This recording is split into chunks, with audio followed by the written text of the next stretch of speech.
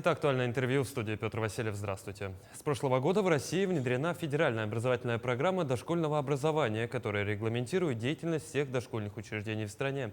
В рамках этого в Якутии разработана и утверждена парциальная программа патриотического воспитания «Родничок». Об этой программе мы сегодня и поговорим. Гость у нас в студии Юрий Семенов, руководитель библиотеки архива первого президента Республики Саха-Якутия Михаила Николаева, Николаев-Центр. Юрий Иванович, здравствуйте. Здравствуйте. Для начала предлагаю поговорить вот о чем. О нововведениях в области дошкольного образования и федеральной образовательной программе. Что нового нас ожидает?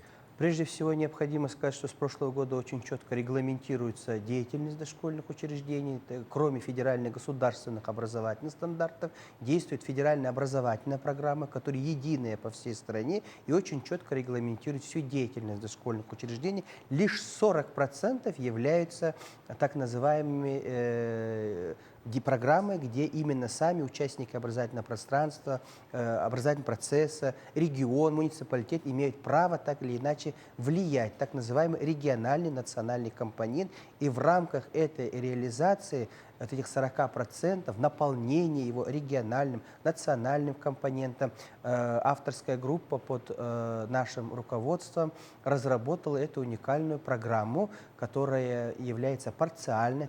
Это общепринятая норма, которая так или иначе регулирует ту деятельность дошкольных учреждений, именно вот порционно выделяя определенную часть. Наша программа, она патриотическая, которая направлена на формирование или воспитание гармоничной личности, учитывающей наши региональные компании и, конечно же, направлена на воспитание гражданина с раннего возраста, который бы была социально ответственной, то есть понимала значимость себя как личности, значение своего, так скажем, рода, семьи, в том числе и все исторические процессы непосредственно своего родного села, города и нашего огромного государства России. Это очень важный момент, который, нам кажется, сегодня так необходим в воспитании личности и в том числе формировании гражданина нашего большого Отечества.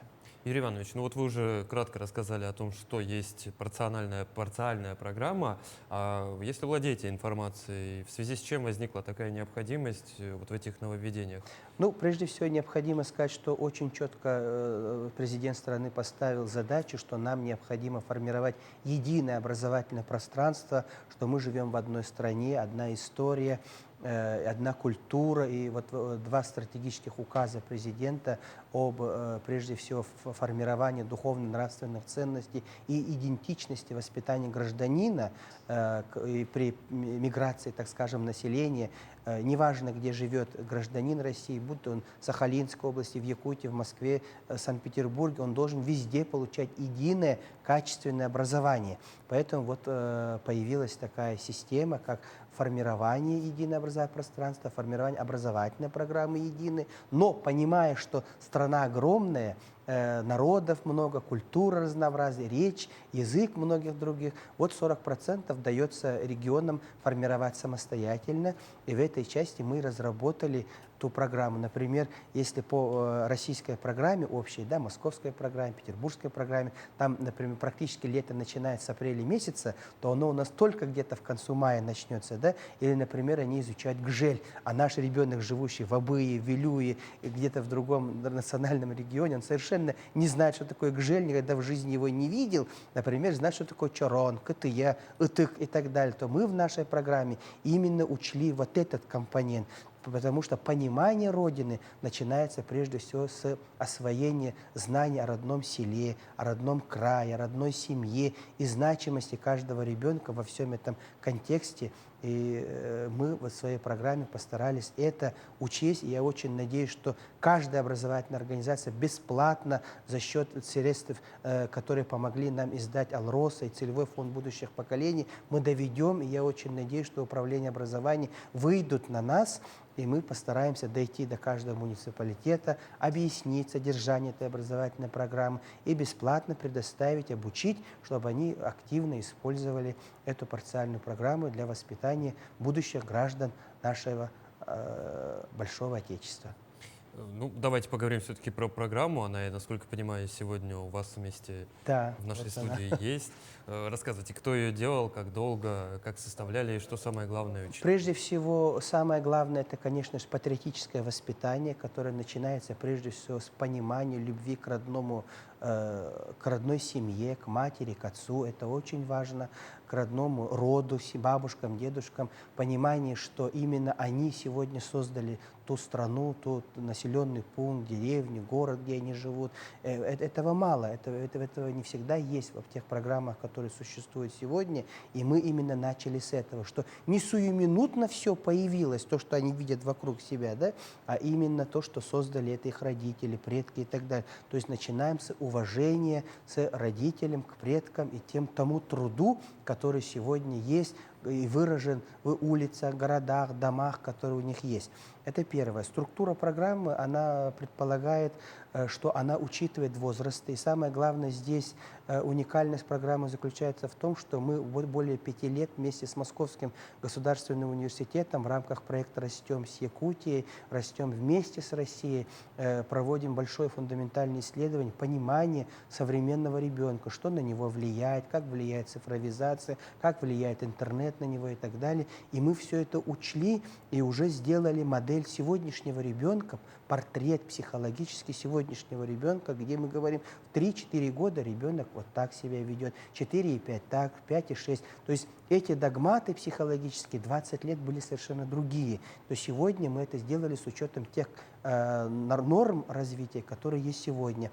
Особенность этой программы также является, мы в каждом возрасте учли нормы саморегуляции. Как сделать так, чтобы ребенок научился регулировать свое поведение. Простыми словами, если скажем, да, например, это под саморегуляцией мы говорим, когда ребенок понимает, что надо что-то вовремя сделать. Например, домашнее задание. Мы сегодня четко видим психологию, что дети, которые не умеют регулировать свое поведение, например, что-то сделать вовремя, неправильно ведут себя в обществе, они очень страдают. Они страдают в процессе адаптации. Они не всегда находят себя в обществе. И они до конца оставляют вот это вот свое, например, сделать домашнее задание, и гуляют, а потом остается очень мало времени, и они героически это решают. Это процессы потом приводят к очень плохим результатам в обучении.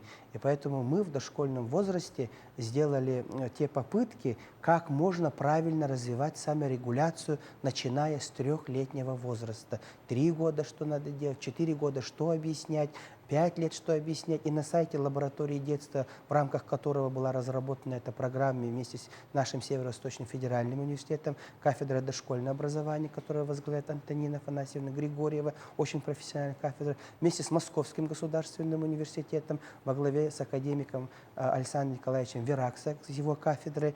И ключевая идея нашей программы лежит не только вот обучении и историю, как показать правильно, да, а услышать голос ребенка. Это сегодня самая востребованная программа, идея в пространстве детской реализации. И наша программа учитывает, как создать такую образовательную среду, которая бы позволила услышать голос ребенка, его идеи. Вот самое простое объяснение это заключается в том, что мы с вами – это прошлое. Ну, мы уже выучили язык, мы знаем культуру, традицию и так далее. И как мы сегодня прошлое можем воспитать будущее, потому что ребенок совершенно новое приходит в мир и познает только то, что есть. И если мы сделаем такие условия, при которых не будет развиваться фантазия ребенка, не будет он, как это, новые какие-то свои предлагать идеи, да, а будем только говорить, ты должен знать только это, и ничего больше, мы никогда не будем развиваться.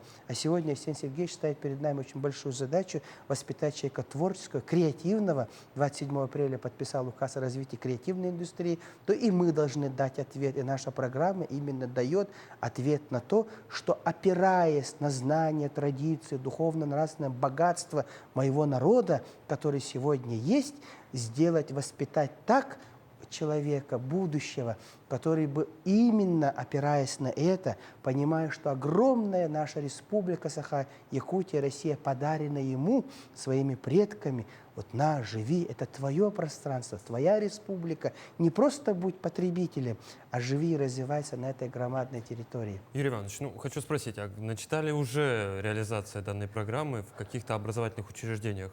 Идет Да, активное надо использование? сказать, что программа, во-первых, прошла апробацию. Мы на протяжении 3 лет вместе с нашими детскими садами ее смотрели, апробировали, а пойдет ли это, а пойдет ли то, а реально ли работают вот эти игры, которые мы здесь описаны, потому что в дошкольном возрасте все осваивается в игровой форме. И у нас есть несколько детских садов, в том числе в Вилюйском районе, в Нюрбинском районе, в городе Якутске, где вот эта программа апробирована. И сейчас задача, чтобы эти детские сады стали нашими ресурсными центрами, которые продвигали бы и развивали бы эту программу и ключевую его идею пространства детской реализации, где каждый ребенок может создавать свое будущее на основе духовно-нравственных ценностей, которые есть в нашем обществе. И очень надеемся, что эти детские сады станут тем подспорьем, ресурсными центрами развития, которые будут продвигать эту идею, и мы воспитаем достойных граждан нашей республики, страны. Юрий Иванович, давайте в заключение еще раз покажем, как выглядит пособие, как выглядит эта книга. И хочу в конце кратко уточнить, все-таки могут ли родители использовать вот эту методическую программу, потому что, ну вот вы сказали, что ряд функций, допустим, та же самоорганизация детей, она все-таки в первую очередь ложится на родителей.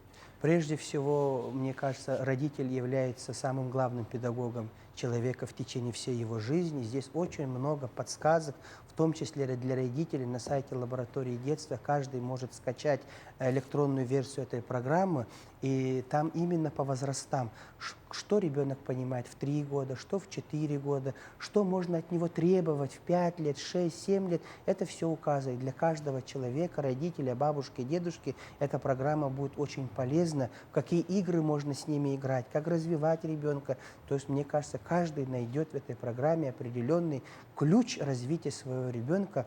И самое главное, пошагово, что можно сделать, чтобы развивать этого ребенка. Мне кажется, здесь очень много подсказок есть. Ну и в дальнейшем, используя другую литературу, можно развивать. Тоже список литературы здесь прилагается, чтобы вот развивать. И здесь надо очень важно сказать, что вот родители не всегда понимают, что они вот тот идеальный образ для своего ребенка, да, которые они несут, потому что Лев Семенович Выгодский еще в свое время доказал, и мы очень долго развивались по этой теории, зона ближайшего развития называется это, когда взрослый выполняет ту идеальную форму, высшее божество для любого ребенка, и он даже, взрослый, не всегда понимает свою функцию, но именно по его образу и подобию ребенок растет, развивается и становится личностью. Юрий Иванович, ну я уверен, эта книга будет отличным подспорьем для родителей и педагогов. Спасибо, что пришли к нам в студию и ответили на наши вопросы. Спасибо.